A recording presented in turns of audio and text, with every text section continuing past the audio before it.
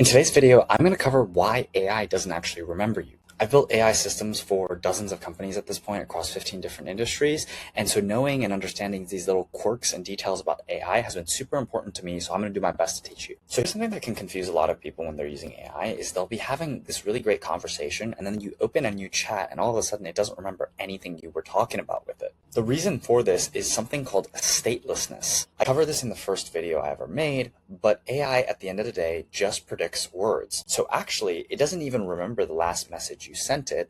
The reason it actually understands what the last message you sent to it was because the entire conversation history actually gets fed to it for every single message. You just don't see this because platforms like ChatGPT, Gemini, Grok, and Claude will mask that for you when you use the chat interface. However, this problem becomes super obvious when you use any AI via the API because you have to basically update it every single time whenever you want it to remember the past conversation by feeding it the entire conversation history. Now, this isn't a bug. This is actually how AI is designed to work. But the reason I'm telling you this is so that you understand that this is one of the core behaviors of AI. Now, before we go any further, I want to address something. You might be thinking, Kenneth, well, platforms like ChatGPT and Claude, they say that they have memory, right?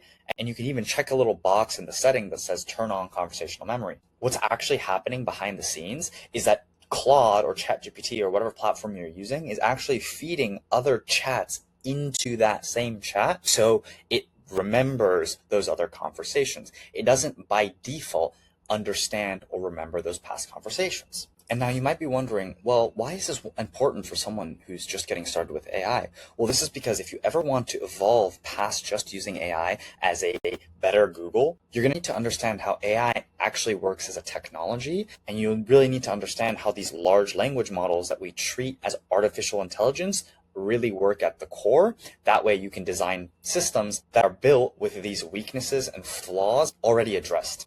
This video isn't really going to have a specific action like some of the other videos do. However, this is just something that is very important for you to know, especially as you begin to use Claude and ChatGPT and these other AI platforms inside of the API. If you want to see this video as a text guide, go ahead and click the website link in the description. That actually is a link to my website, and it has all of the guides in the AI Basic course as text guides with links to them. Hopefully this is helpful, and I'll see you in the next one.